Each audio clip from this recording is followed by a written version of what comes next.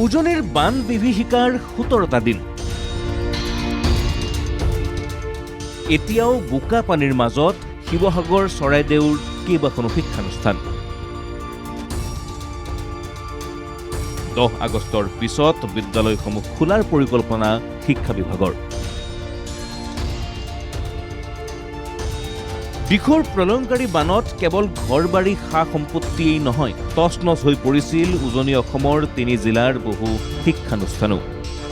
শেহতীয়াকৈ গ্ৰীষ্ম বন্ধ শেষ হোৱাৰ পিছতেই ক্ষতিগ্ৰস্ত বিদ্যালয়সমূহ পুনৰ খোলাৰ বাবে প্ৰচেষ্টা অব্যাহত ৰাখিছে জিলা প্ৰশাসনে।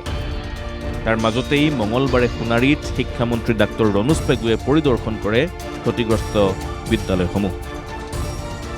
পৰিদৰ্শনকালত মন্ত্ৰীগৰাকীয়ে বানৰ ফলত বিদ্যালয়সমূহত হোৱা ক্ষয়-ক্ষতি আৰু আন্তঃগাঁথনিৰ অৱস্থা, ছাত্ৰ-ছাত্ৰীসকলৰ বাবে উপলব্ধ সুবিধা আদি দিশসমূহৰ ওপৰত বুজ লয়।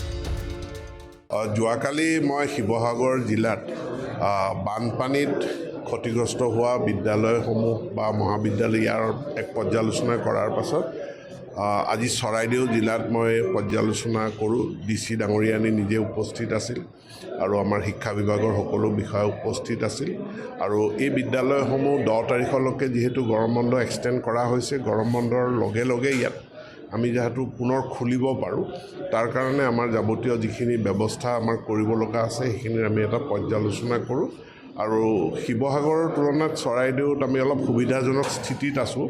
গতিকে ইয়াত পাঠদানৰ পৰিৱেশটো ঘূৰাই অনাৰ কাৰণে বা ৰেষ্ট'ৰ কৰাৰ কাৰণে আমাৰ ইফৰ্টটো সহজ হ'ব আৰু সেইখিনি সোনকালে কৰিবৰ কাৰণে নিৰ্দেশনা দিয়া হৈছে। ইফালে শিৱসাগৰ নগৰতো বানে প্লাবিত কৰা ফুলেশ্বৰী উচ্চতৰ মাধ্যমিক বিদ্যালয় আৰু শিৱসাগৰ ছোৱালী কলেজ পৰিদৰ্শন কৰে স্থানীয় বিধায়ক অখিল গগৈ। শিক্ষানুষ্ঠানসমূহলৈ চৰকাৰে আগবঢ়োৱা ক্ষতিপূৰণৰ ধনৰ পৰিমাণ বৃদ্ধিৰ দাবী অখিল গগৈৰ। শিৱসাগৰ গাৰ্লছ কলেজ পৰিভ্ৰমণ কৰিলোঁ, যে তাৰ physics department, chemistry department, home science department, সব ডিপাৰ্টমেণ্টবিলাক ধ্বংস হৈ গ'ল। সম্পূৰ্ণৰূপে ধ্বংস হৈ গৈছে তেওঁলোকৰ হোষ্টেলটো। ফুলেশ্বৰী উচ্চতৰ মাধ্যমিক বালিকা বিদ্যালয় 115 বছৰ পুৰণি। সেই স্কুলখনটো কমপ্লিটলি শেষ। এটাও ক্লাছৰুম নাই, লাইব্ৰেৰী ৰুম নাই, ডিজিটেল ৰুম নাই।